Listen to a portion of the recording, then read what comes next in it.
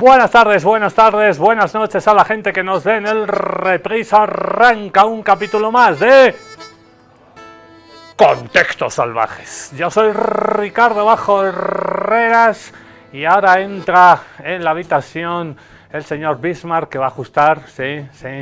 El Bismarck pone los videos, es el camarógrafo, baja, sube, es bolivarista. Aquí estamos ajustando, televisión en vivo y en directo. Hoy vamos a hablar del mito de la mediocridad. Está de moda otra vez la palabra meritocracia. ¿Pero qué esconde la meritocracia? ¿Mediocridad? No es mediocridad. Meritocracia.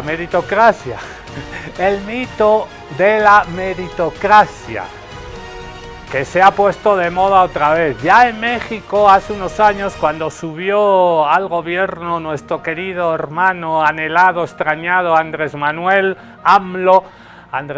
López Obrador, luego siguió Claudia Sheinbaum. En México se habló mucho de la meritocracia, como se está hablando ahora en Bolivia. Ahí está, y lo ponemos entre comillas meritocracia, gracias Miki, porque la meritocracia sin comillas está bien. El que tiene más méritos, el que hace más méritos. Meritocracia es una palabra que viene del latín, que viene de merecer. Meritocracia, mérito, el que lo merece. Y está bien, ¿no? En eso estamos todos de acuerdo. El que lo merece tiene que llegar, el que lo merece consigue el laburo, la pega, la chamba. El que lo merece es campeón, el que lo merece luchando, trabajando, llega hasta donde quiere llegar. Está muy bien la meritocracia, esa es la meritocracia sin comillas.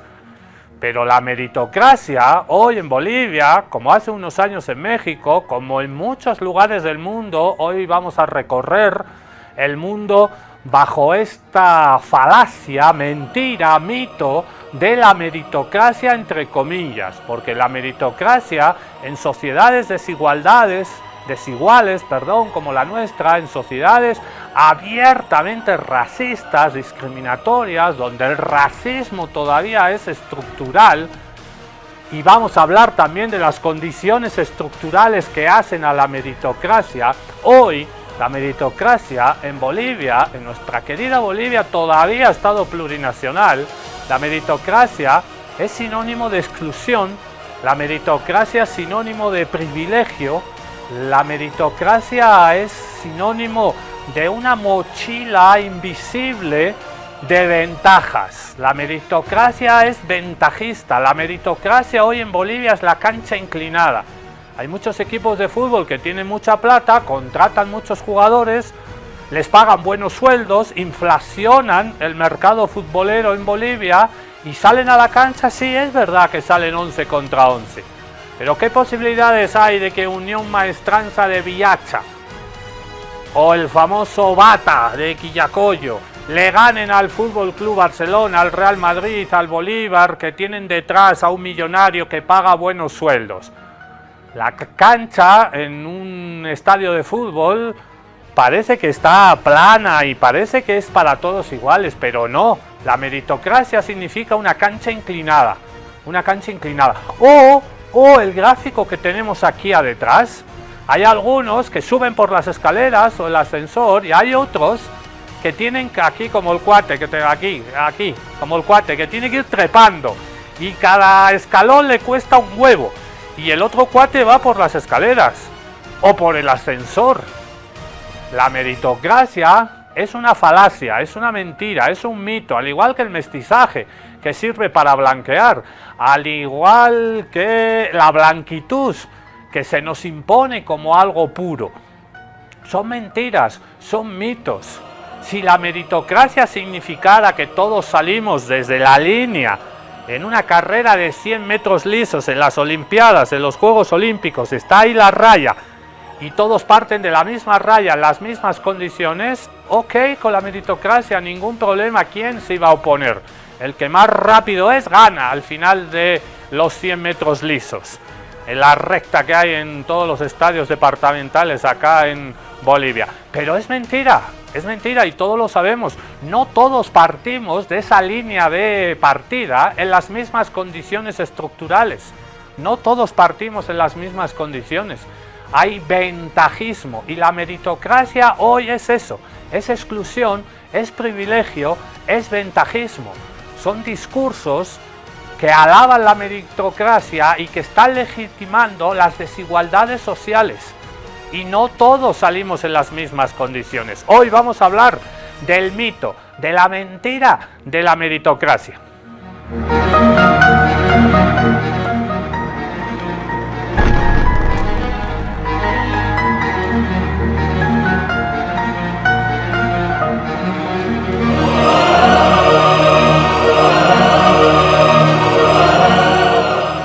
Vamos a ir poniendo ilustraciones, gráficos que ilustran esta falacia, esta mentira, este mito de la meritocracia. Ahí vemos el segundo, el tercero cargando al primero. ¡Uy, llegó el primero!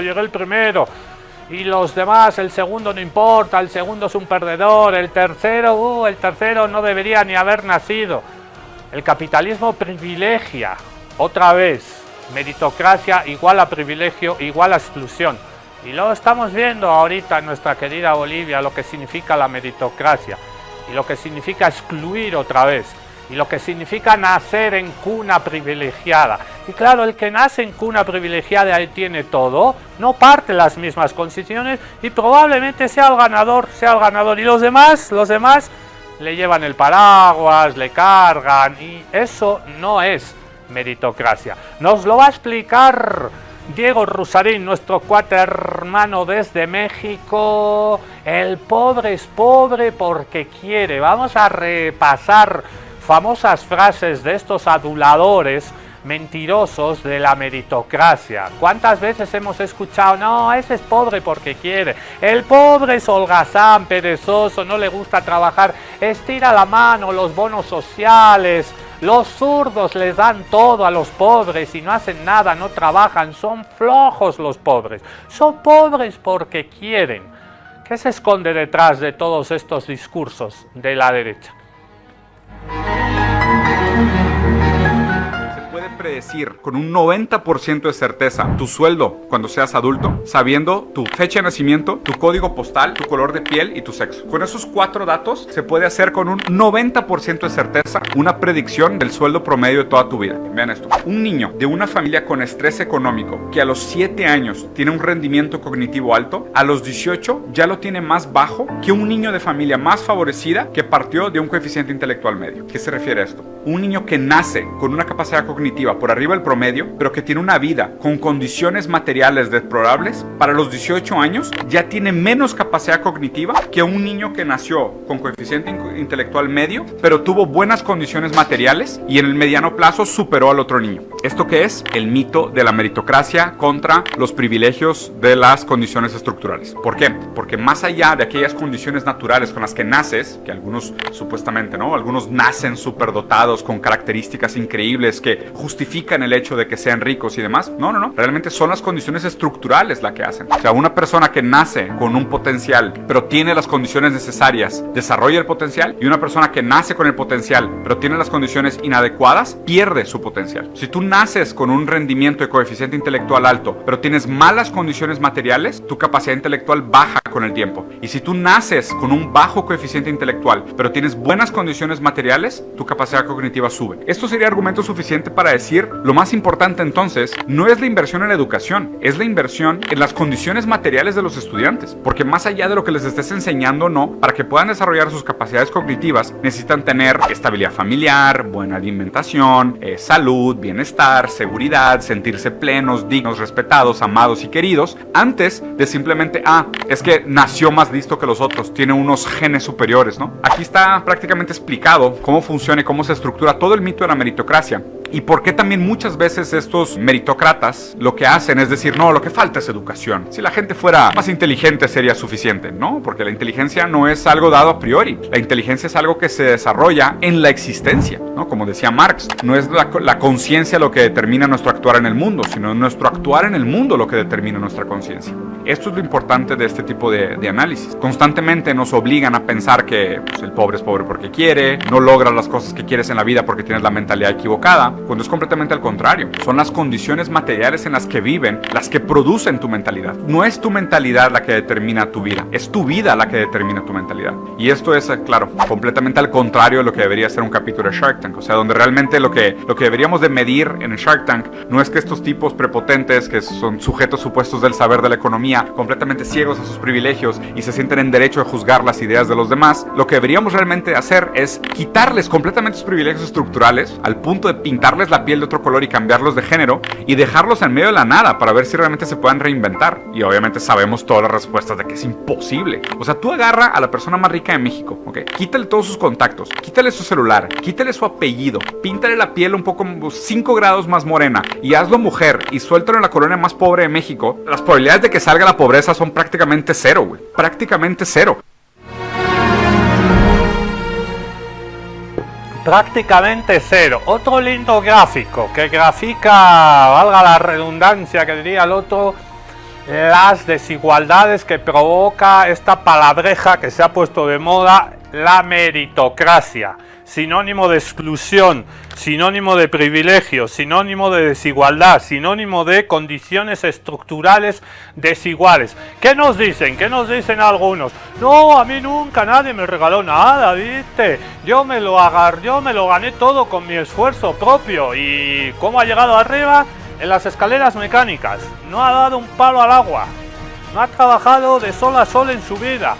No ha afrontado condiciones extremas de pobreza, de violencia, de desigualdad.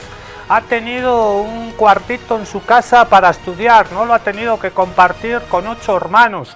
Ha vivido en un barrio donde no hay inseguridad ciudadana. No, a mí nadie me regaló nada. Y el otro cuate ha tenido que escalar, no ha subido por las escaleras mecánicas. La meritocracia es una falacia.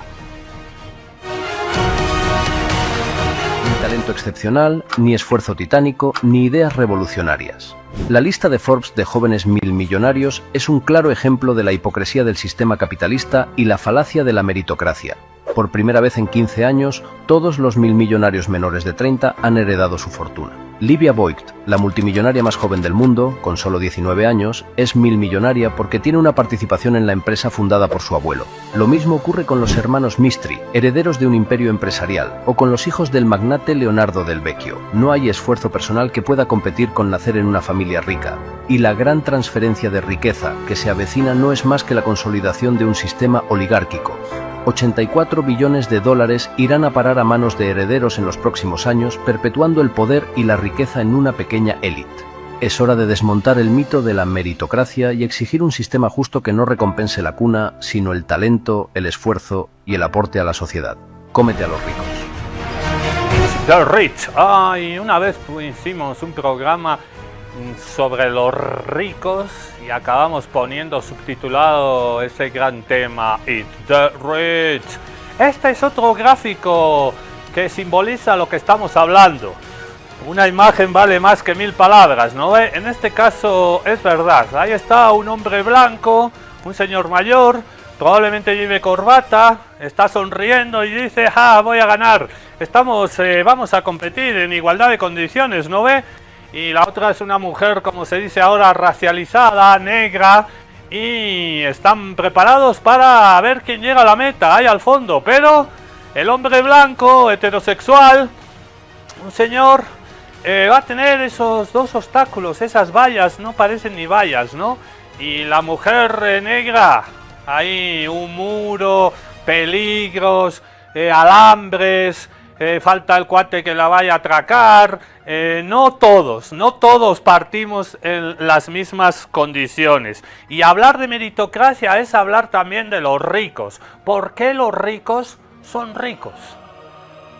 Y lo vamos a tener clarito en este video que también nos llega desde México. La compañera Mónica Cruz nos lo va a explicar con Chuis. La escuelita salvaje y contestataria abre sus puertas. El rico no es rico porque es más inteligente, porque tiene más talento, porque se esforzó más. No, nada que ver con eso, porque de repente nació con un talento para los negocios y qué capo es, qué hábil es de matemáticas, era un bárbaro en la escuelita, matemáticas sacaba siempre las mejores notas. No, los ricos no son ricos por eso, son ricos por otras cosas, las adivinan, ¿no?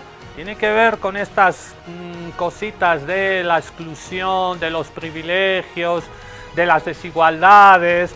Los ricos son ricos por eso, no por la meritocracia, no por eso. Lo va a explicar mucho mejor que yo Mónica Cruz, del canal A+J. Adelante, avanti, Mónica. ¿Por qué son ricos los ricos? Mónica, querida, explícanos. ¿Por qué los ricos son ricos? ¿Trabajo duro? ¿Genialidad? Una combinación de herencias, compadrazgos con el gobierno, explotación laboral, prácticas monopólicas y evasión fiscal. ¡Ding, ding! Correcto. En este video hablaremos del enorme problema que es la evasión y la elusión fiscal de los ultrarricos. Y por qué, pese a la evidencia, hay gente que sigue admirando y defendiendo a ciertos personajes con ciertos historiales. You don't go shouting about tax. We have arrangements. En América Latina, la evasión fiscal equivale a 6.7% del PIB regional. Eso es más o menos 433,000 millones de dólares. Para que te des una idea, esto equivale más o menos al patrimonio neto de Elon Musk, la persona más rica del planeta.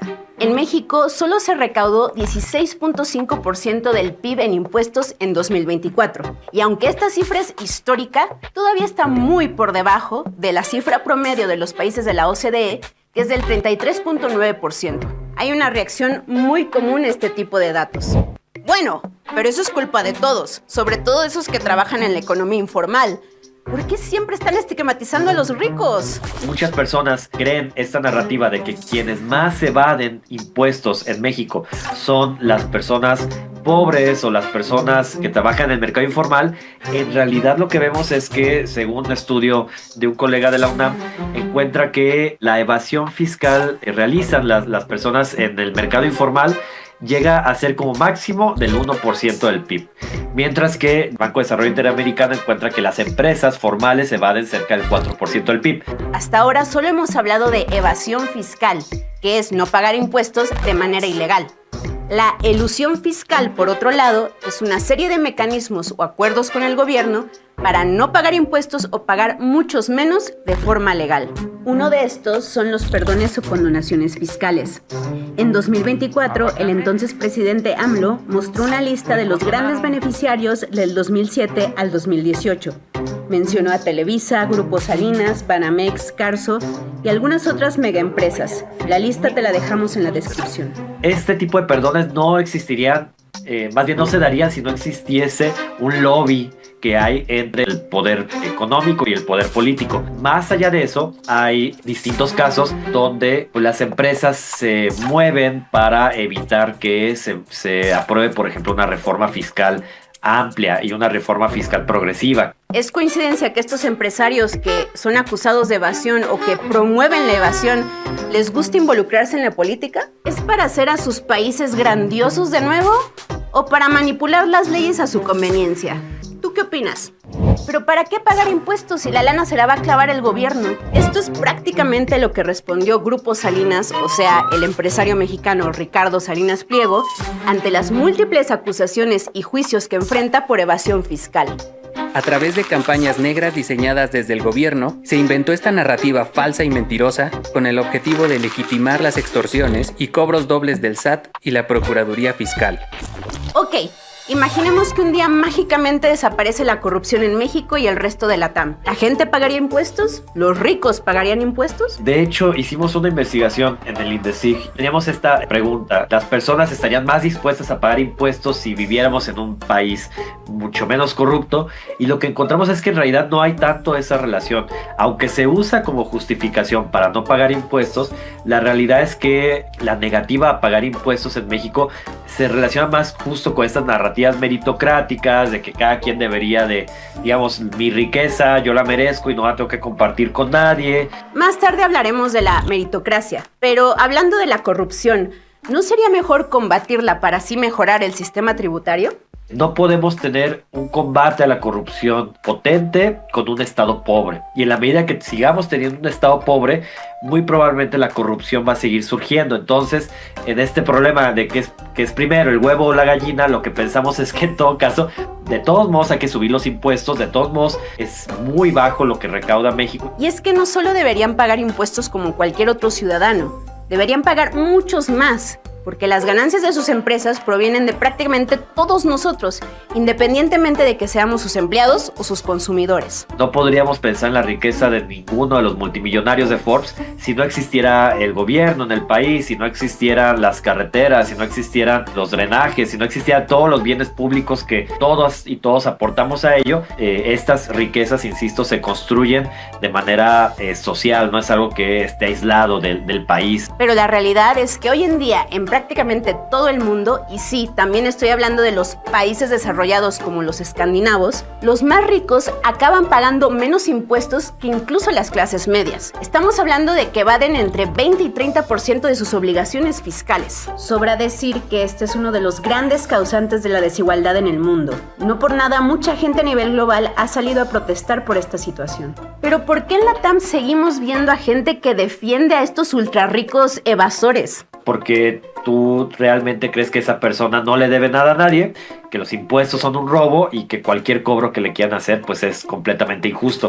Esto es justo consecuencia de la creencia en esa narrativa meritocrática. Así es. Los ricos han invertido mucho dinero en hacernos creer que su riqueza es producto del trabajo duro y su genialidad. Y sí, hay algunos que se levantan a las 5 a.m., duermen 2 horas, se han leído 3 veces el Ulises, pero como ya vimos, esos factores no determinan su riqueza. De todos modos, tarde que temprano, muchas personas se van dando cuenta de la realidad sobre esas narrativas y la realidad sobre la desigualdad y en este caso sobre la justicia fiscal.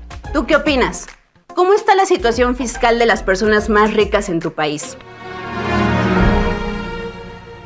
Cri. Y en México en Bolivia pasa exactamente lo que nos describía Mónica Cruz que está pasando en Bolivia. Bolivia y México somos países hermanos también. Estamos atravesados por las mismas narrativas hegemónicas que tratan de imponer un discurso de que la meritocracia ahorita es la meritocracia. No, ya, chao. Y la meritocracia ya estamos viendo que es sinónimo de qué es y sobre todo quiénes esgrimen estos discursos meritocráticos. Siempre las clases privilegiadas, los ricos, las clases medias altas. Y lamentablemente luego existe la figura del facha pobre, ¿no? De clases populares que tratan de blanquearse, que tratan de olvidar sus orígenes, que quieren parecerse a los ricos, a las clases medias altas y que se compran sus discursos cuando ellos van a ser los primeros damnificados de esas políticas cuando se apliquen las privatizaciones, cuando se apliquen las medidas del FMI. Las clases populares, como siempre el pueblo, es el que primero paga.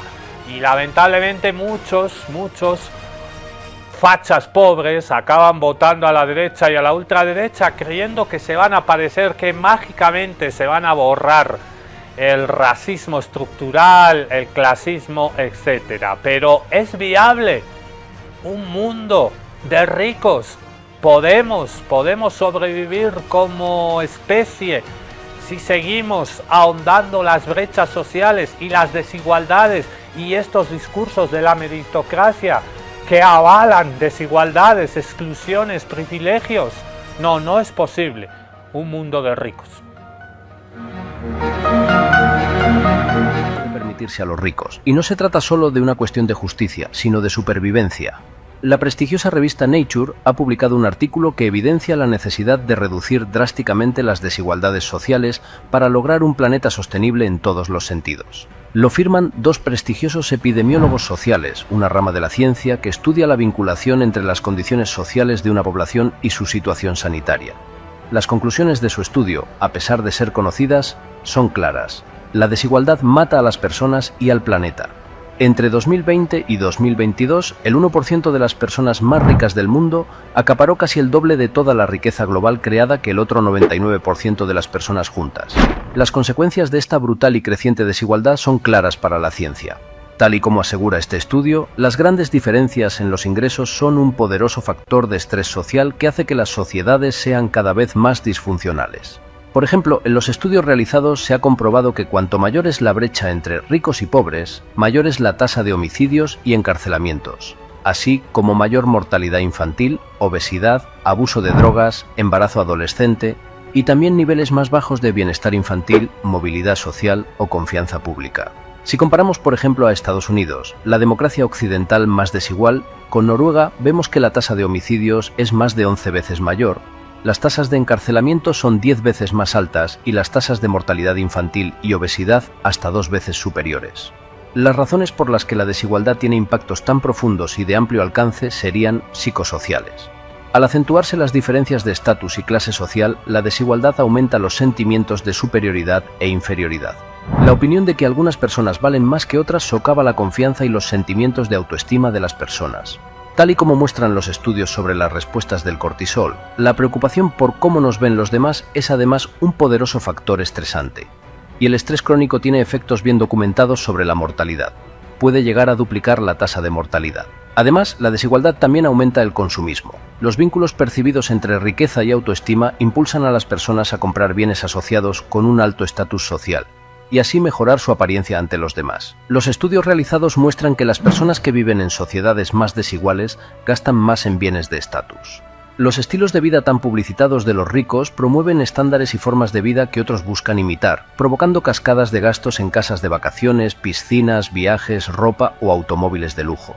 Y en el contexto actual de gravísima crisis climática que vivimos, el lujo es simplemente algo que no podemos permitirnos. Cada una de las personas pertenecientes al 1% más rico del mundo produce 100 veces más emisiones que la persona promedio de la mitad más pobre de la población mundial. Esa es la magnitud de la injusticia. A medida que los países más pobres aumenten sus estándares materiales, los ricos tendrán que reducirlos. Y la negativa actual a esta reducción es lo que nos está llevando al conflicto entre países y a la inacción climática global. La evidencia científica es contundente al respecto. Reducir la desigualdad es una condición previa fundamental para abordar las crisis ambientales, sanitarias y sociales que enfrenta el mundo. Es esencial que las autoridades actúen rápidamente para revertir décadas de creciente desigualdad y frenar los ingresos más altos. Y para ello hay fórmulas sencillas de aplicar y extremadamente efectivas. Tan solo hace falta voluntad política. Por ejemplo, los gobiernos podrían implantar formas progresivas de tributación que transfieran las cargas económicas de las personas con bajos ingresos a aquellas con altos ingresos, lo que permitiría reducir la desigualdad y pagar la infraestructura que el mundo necesita para la transición hacia la neutralidad de carbono y la sostenibilidad. Deben celebrarse también acuerdos internacionales para cerrar los paraísos fiscales y las lagunas jurídicas. Se estima que la evasión fiscal corporativa cuesta a los países pobres 100.000 millones de dólares al año. Cantidad suficiente para educar a 124 millones de niños y prevenir 8 millones de muertes maternas e infantiles al año. Y también se podrían considerar otras iniciativas, como un impuesto progresivo al consumo y al lujo, o una legislación más afín a los ciudadanos que garantice que las grandes empresas que dominan la economía global sean administradas de manera más justa e igualitaria. El análisis de la realidad nos dice que las prácticas empresariales como la propiedad de los empleados, la representación en los consejos de administración de las empresas y la propiedad de acciones, así como las mutuas y cooperativas, tienden a reducir la escala de la desigualdad de ingresos y riqueza en gran medida. Por ejemplo, en una gran multinacional, la relación entre los salarios más altos y los más bajos está en torno a 200:1, mientras que en una cooperativa como es el Grupo Mondragón, este ratio se reduce a tan solo 9:1. En resumen, reducir la desigualdad económica no es el milagro contra los problemas de salud, sociales y ambientales, pero es fundamental para poder resolverlos todos. Una mayor igualdad confiere los mismos beneficios a todos los miembros de una sociedad. Reduce el consumo excesivo y no saludable y aumenta la solidaridad y la cohesión que se necesitan para que las sociedades sean más adaptables frente al clima y otras emergencias. Así que la próxima vez que desde los grandes medios intenten convencerte de ir a la guerra con Rusia o China, recuerda que los verdaderos enemigos no entienden de nacionalidades ni banderas, sino de clases sociales. Igualdad y justicia social, menos meritocracia, ir a la causa radical, estructural de nuestros problemas, que todos podamos estar en la línea de salida, como vemos ahí en el gráfico, en el carrito, vayamos todos.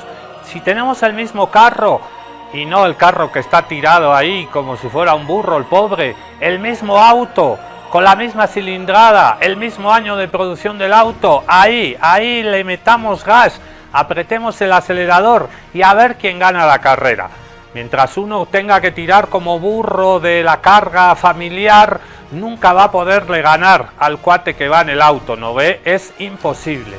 Es la falacia, la mentira, el mito de la meritocracia, que tiene que ver con las desigualdades sociales, con los ricos, con las brechas sociales, que con el capitalismo, porque el capitalismo es el problema, se ahondan día que pasa, y más con este auge de la ultraderecha en todos nuestros países. Pero lo más triste, y lo vemos también en nuestra querida Bolivia, lo más triste es cuando vemos cómo los pobres votan por la derecha y la ultraderecha. Votan en contra de sí mismo, votan a favor del patrón, votan a favor del que tarde o temprano les va a discriminar, les va a dejar sin laburo, les va a dejar sin salud pública, sin sistema único de salud, sin educación, va a empobrecer sus vidas más de lo que son. Pero ya lo veíamos en el anterior video, por esa sensación y ese sesgo de imitación, si me compro el bolso Louis Vuitton que lleva la persona rica, la mujer, tal vez me parezca a ella, tal vez consiga lo que ella tiene, y nos autoengañamos y sobre todo votamos contra nosotros mismos muchas veces. Las redes sociales tienen mucho que ver, la falta de formación política tiene mucho que ver, la adicción a las redes sociales tiene mucho que ver, la idiotización, imbecilización del mundo tiene mucho que ver, pero es muy complejo, es muy complejo. ¿Por qué hay fachas pobres? Nos lo explica este cuate con un lindo ejemplo. ¿Por qué existe el fenómeno facha pobre? El facha pobre no se ve como lo que es, sino como lo que sueña ser. Siempre se identifica con el señorito al que nunca le invitarán a la mesa, y mientras tanto en su propio delirio actúa con mezquindad hacia quienes comparten su misma realidad. Pablo Toussaint, creador de contenido, lo explica perfectamente en este video. Hace poco me vino a visitar un amigo que estaba de vacaciones en el extranjero. Le dicen a ellos que España va mal, que la economía española va mal, que España se está cayendo, que hay muchos conflictos, que es insegura. Pero él lo que vio, estaban todos los bares siempre llenos, todos los restaurantes siempre llenos, las tiendas haciendo cola. Yo le expliqué que hay unas personas aquí, medios de comunicación de derechas, la oposición de derecha y muchos fachas pobres, que si no gobierna la derecha, ellos quieren que España vaya mal y desacreditan a España en el mundo entero. Hay muchos fachas pobres que yo me junto con ellos y están diciendo, ahora va bien la cosa, pero en enero va a explotar todo, todo va a ir mal. Pero eso me lo dijeron el año pasado también, y hace 3 años y 4 años. Siempre me dicen lo mismo, los fachas pobres. Y él me preguntó qué era un facha pobre. Yo le dije, mira, aquel que se deja manipular, que nunca, siendo pobre o de clase media o lo que sea, pero nunca va a una manifestación a favor de la vivienda accesible, a favor de un salario digno, a favor de la salud pública, de la seguridad social, nunca va a saber que se va a manifestar por eso. Siempre que sale a manifestarse con la banderita es en contra del gobierno, en contra de los rojos, en contra del estudiante, pero nunca a favor de algo positivo. Otra cosa que tiene los fachas, que vas a reconocer enseguida, defienden lo rico a rajatabla, a muerte.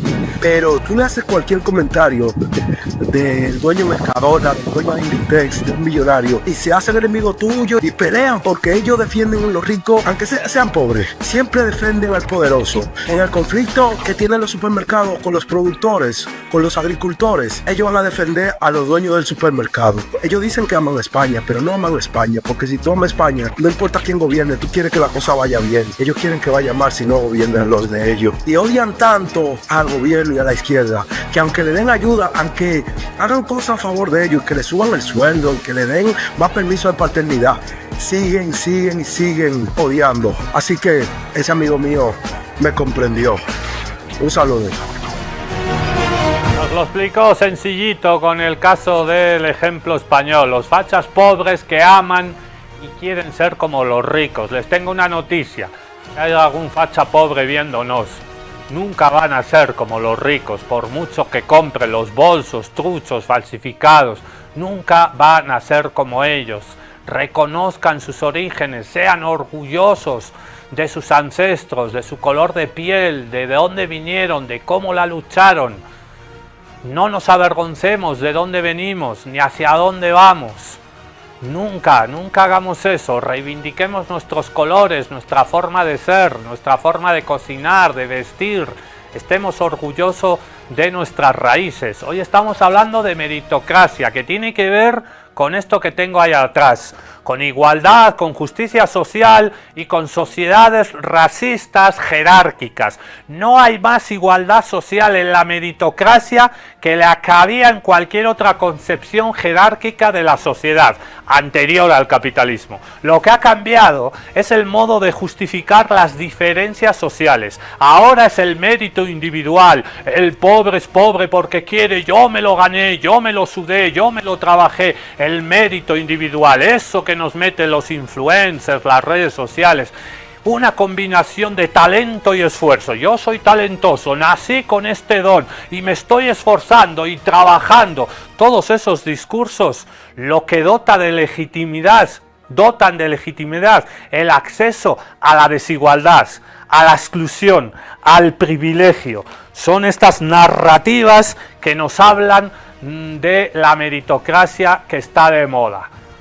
Volvamos a tener orgullo de ser pueblo trabajador, clase nacional popular, clases indígenas, clases populares, los mineros, los campesinos, los trabajadores, los obreros.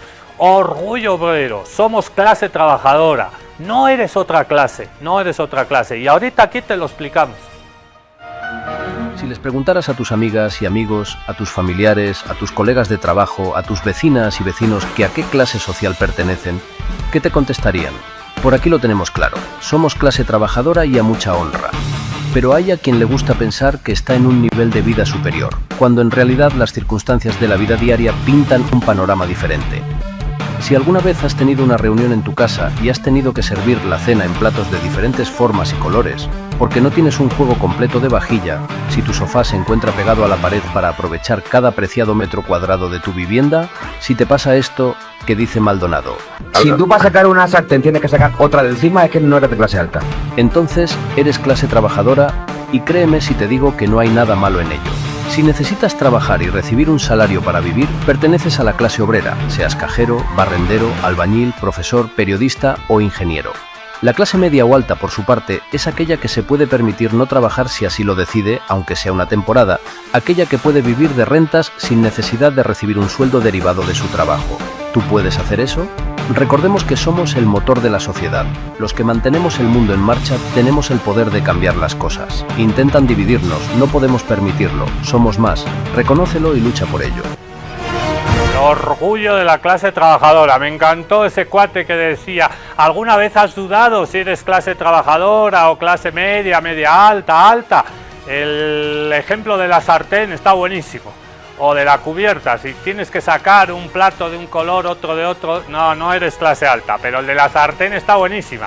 ¿Quién ha ido a la cocina a cocinar un sándwich de huevo frito con chorrellana y has tenido que sacar la sartén esa vieja que estaba encima de la nueva que no se ha pegado? Eres clase trabajadora, viejo, no eres otra cosa. Y aquí está el discurso de la meritocracia otra vez en un gráfico que simboliza todo lo que estamos y abrevia todo lo que estamos hablando. Todos están en la misma línea de salida, ¿no? Todos van a agarrar la curva. Esta es la carrera de los 200 metros, empieza con una curva, pum, luego los 100 últimos metros. Estos son los 200 metros lisos en los Juegos Olímpicos. Pero hay unos señores de corbata que han visto, no tienen obstáculos por delante. ¿Y las mujeres? Las mujeres, la lavadora, la plancha, las tareas domésticas que no son compartidas, que tienen que trabajar fuera de la casa y luego llegan a la casa y cría la guagua y que la guagua llora y plancha y ¿qué me has preparado de cenar? ¿Por qué no está la cena lista? ¿Qué te pasa? Bueno, esto es la meritocracia que algunos exhiben, y la meritocracia es eso, son privilegios, es exclusión. Estamos hablando hoy de la meritocracia como mito. Pero el mestizaje es otro mito, otra mentira que nos han tratado de contar. Lo vamos a ver en este video de Mónica Cruz. Desde la infancia nos dicen que todos, o casi todos, somos mestizos. La mezcla perfecta entre lo blanco europeo y lo indígena, la raza de bronce, la raza cósmica. Pero el plan oculto, y no tan oculto como verán a continuación, siempre fue el de blanquear a la población. Dicho de otro modo, quitarle lo indígena a lo mexicano. En este video explicaré por qué lo blanco se considera como superior, por qué hubo la necesidad de inventar esto del mestizaje y por qué, aunque nos duela, seguimos viviendo en un sistema de castas de la Nueva España.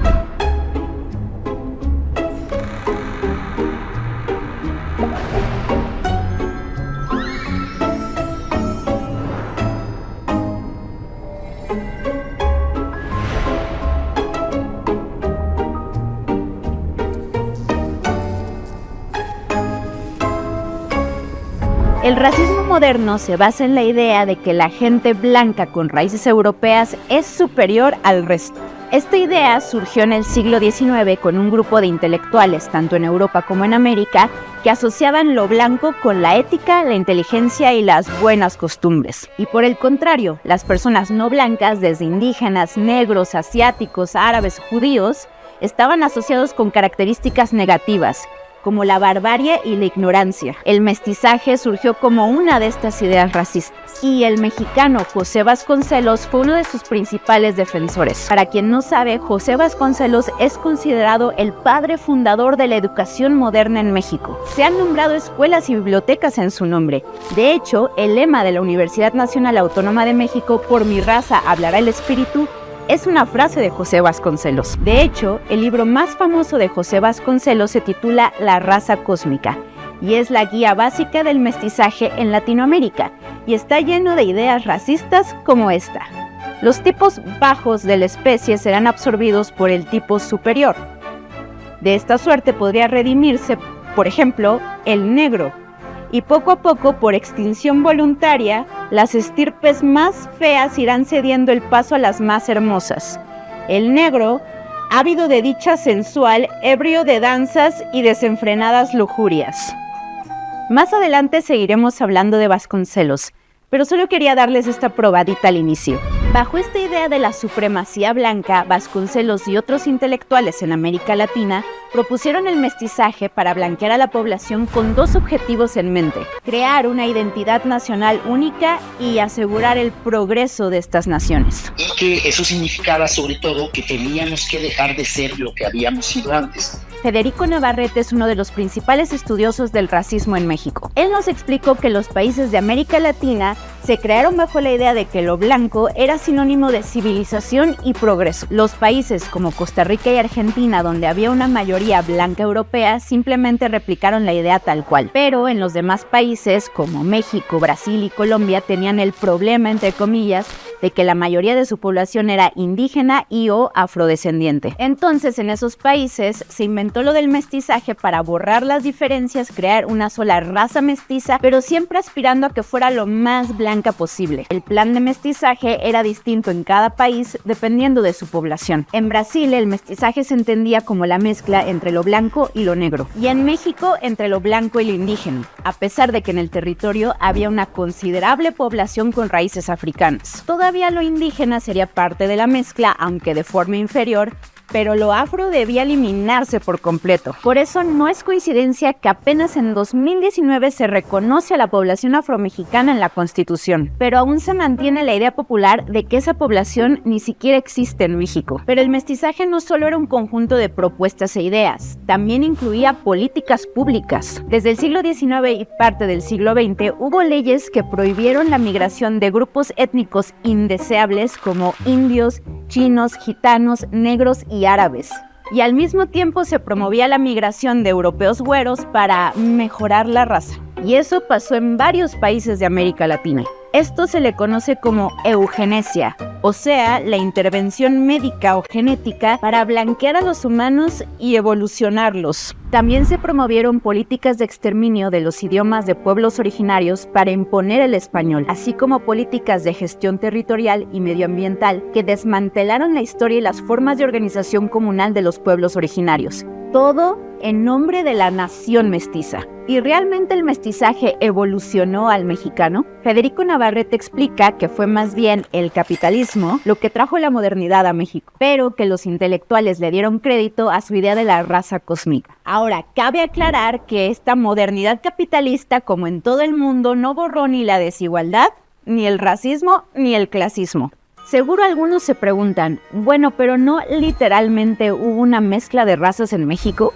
Sí, pero no como nos lo pintan en la literatura, las pelis y los murales. Mestizaje como tal es precisamente la mezcla entre dos o varias razas. Y la cosa es que tanto los pueblos originarios como los españoles que vinieron a colonizar sus territorios ya venían mezclados de varias razas.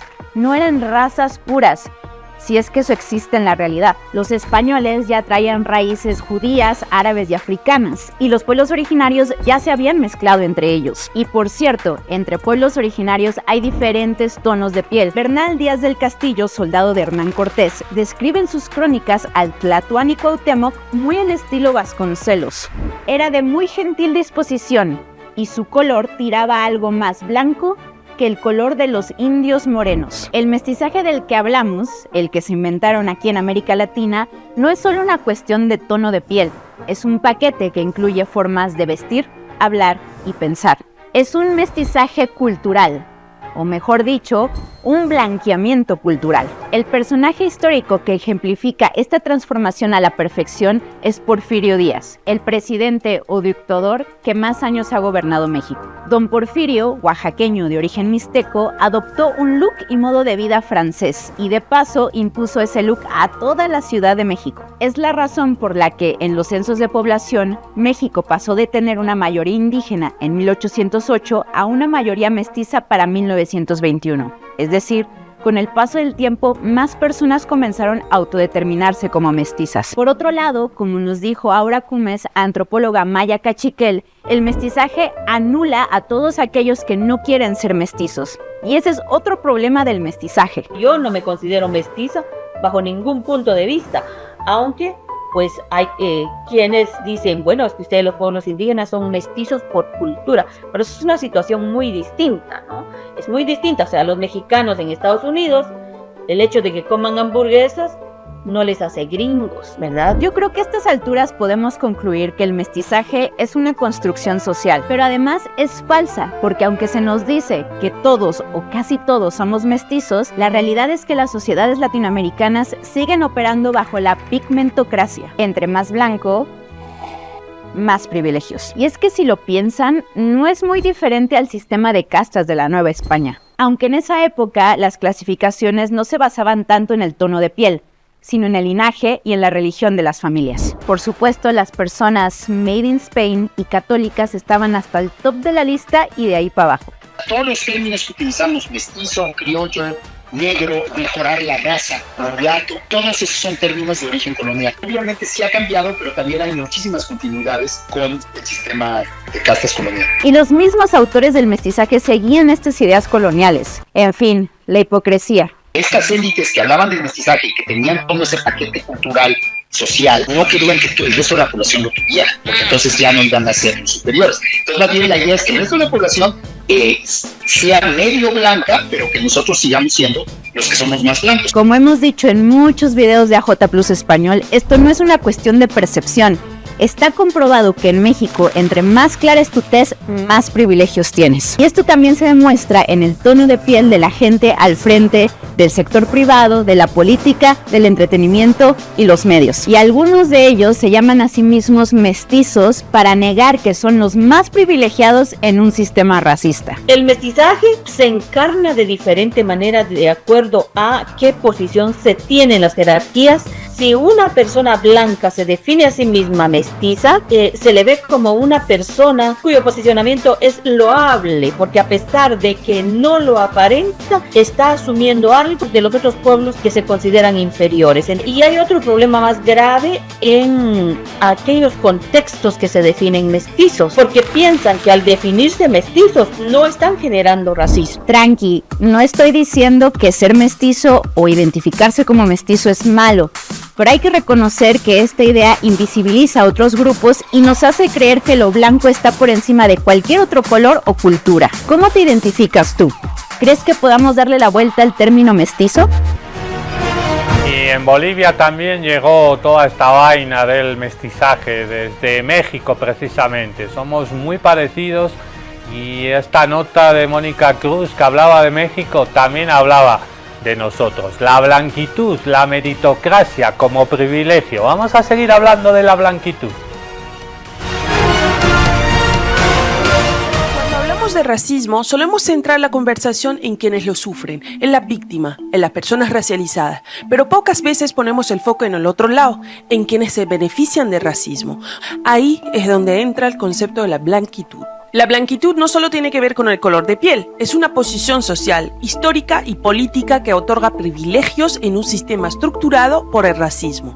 Y justamente por eso suele ser invisible para quienes la poseen y muy visible para quienes quedan fuera de ella. Ser blanco o ser leído como blanco significa moverse por el mundo desde un lugar donde tu humanidad nunca se pone en duda. Por ejemplo, una persona blanca puede entrar a una tienda sin que la miren con sospecha, puede ver en la televisión, en los libros, en la historia, personas que se parecen a ella. ¿Alguna vez viste un feto negro? Pues esto es el resultado de un sistema que ha definido lo blanco como lo normal, como lo universal. En los años 1930, el intelectual afroamericano Dubois habló del salario de la blanquitud. Decía que incluso las personas blancas pobres obtenían una recompensa simbólica de racismo, la idea de ser superiores a las personas negras. Esa ilusión de superioridad servía para dividir la clase trabajadora y mantener el orden racial y económico. Otro historiador, Theodore Allen, escribió La invención de la raza blanca, donde demostró que la blanquitud fue una invención política creada para justificar la colonización y la esclavitud, es decir, no nació de la biología, sino del poder. La feminista Peggy McIntosh escribió en 1989 un texto fundamental. Ella dice que la blanquitud es como una mochila invisible de ventajas no merecidas, que las personas blancas llevan cada día sin notarlo. Por ejemplo, no tener que preocuparte por si tu color de piel influye en cómo te trata la policía, o tener que justificar tu idioma, tu acento o tu religión. Son privilegios raciales cotidianos, no los has pedido, pero te benefician. Así que hablar de blanquitud es una forma de romper el espejo del privilegio, de entender que no hay humanidad completa mientras una parte del mundo siga negando la humanidad de la otra. Un saludo. La blanquitud, la meritocracia, el mestizaje como privilegios, la meritocracia como sinónimo de exclusión, ahí lo vemos, como sinónimo de desigualdad. Y esto afecta incluso a la moda, al maquillaje, a las redes sociales, a niños y niñas viéndose en los celulares, no soy lo suficientemente blanco, me maquillaré, lo blanco como puro, como impío.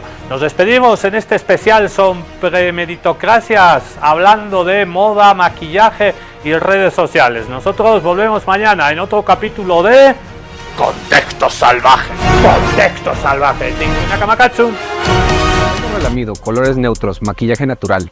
¿Qué es el clean look y por qué algunos lo relacionan con el racismo y el clasismo? Seguro has visto influencers y celebridades que lucen más o menos así. Esta tendencia surgió en redes sociales y se asocia principalmente a mujeres blancas, aunque algunos activistas dicen que en realidad viene de las culturas afro y chicana.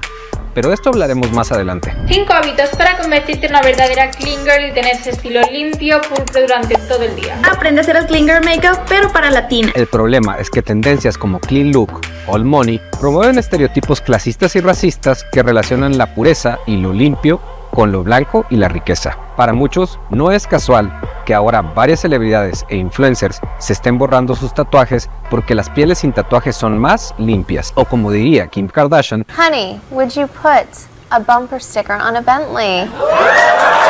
Esta idea de la piel limpia, del look limpio, todo limpio, ¿no? La limpieza en sí ha sido una cosa como para justificar muchas veces ese racismo y ese clasismo. Claro, porque la sociedad la relacionan con nuestros colores de piel, con nuestra piel misma, con nuestros contextos, con nuestras formas de vida. Esto que habla Gato que Pinta comenzó desde la época colonial en América, Asia y África. Se comenzó a asociar a las personas negras, morenas y en general racializadas con ideas de suciedad y enfermedad. Desde entonces existe una correlación racista entre la tez oscura y lo negativo, inmoral o indeseable. Se puede ver en publicidades de jabón e higiene del siglo XIX y XX que colocan a la blancura como el ideal limpio y estético. Y esto sigue teniendo ecos en la actualidad, como lo vemos con el clean look. Esto de ese clean look también viene de muchos roles de género, como yo decía, del patriarcado, ¿no? Entonces también le niega la posibilidad a las personas de ser diversas. Y es que creo que esto es una contradicción de la naturaleza misma. Tú volteas a ver a la naturaleza y pues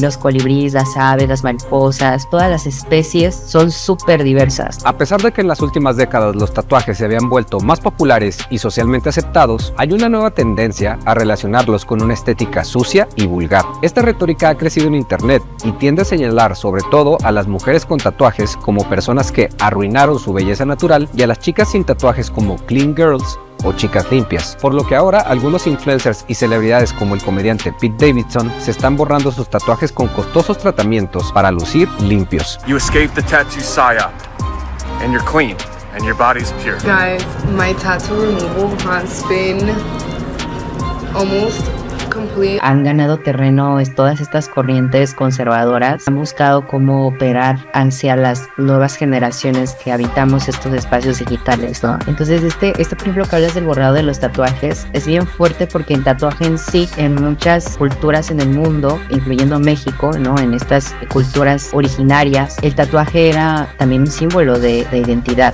Muchos, esta retórica es conservadora y discriminatoria, sobre todo en una época donde agentes del ICE en Estados Unidos o policías de El Salvador detienen a personas por el simple hecho de llevar tatuajes. Se ha encontrado que la corona es un identificador para miembros de la pandilla Tren de Aragua. No es casualidad que el clean look se vuelva trend en redes sociales, sobre todo en una época donde el conservadurismo está en auge, sobre todo en los jóvenes. Aunque no hemos llegado a ese punto aún, la estética en los gobiernos fascistas tiende a la homogenización y la simplificación para crear un sentido de una sociedad ordenada, coherente y unida. Es una obligación dar una mejor imagen a los que viven en la alcaldía. Se trata sencillamente de limpieza, se trata de orden.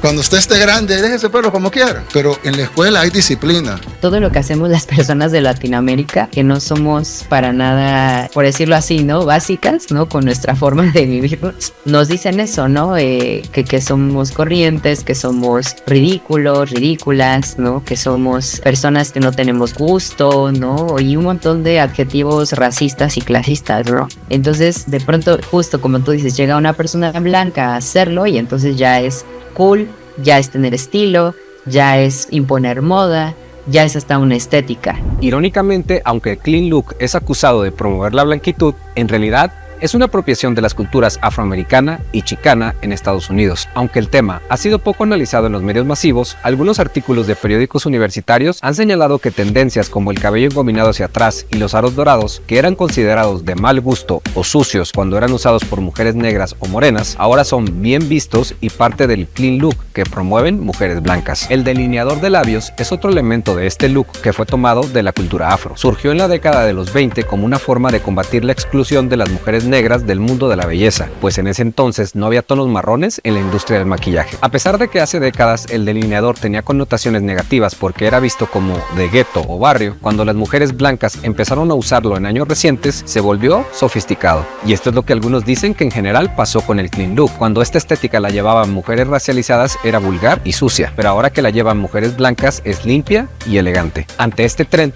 surge una respuesta de resistencia de varios colectivos y comunidades. Uno de de ellos es el meximalismo, una identidad estética que busca celebrar las culturas originarias y barriales de México, usualmente consideradas vulgares y nacas por las clases altas. El meximalismo llega como una forma de contestación ante esta forma de colonialismo y de blanquitud dentro de estas estéticas. Al final yo problematizaría en general cómo operan las estéticas, si de un clic y de un día para otro, cuando para muchas personas el cómo nos vestimos es un acto de resistencia, no es una moda solamente. Entonces, antes de treparte a una moda de TikTok o Instagram, pregúntate, ¿realmente está relacionada contigo? ¿Realmente te representa a ti y a tu entorno? Porque podrías estar cayendo en el viejo cliché racista de poner a lo blanco, europeo o gringo como lo máximo o lo único que vale. Yo creo que el primer paso sería reconocer en nuestro entorno y nuestro propio origen, de dónde venimos, quiénes son nuestros ancestros, ancestras, de dónde nacimos, de dónde era la familia de nuestros padres, de dónde crecimos.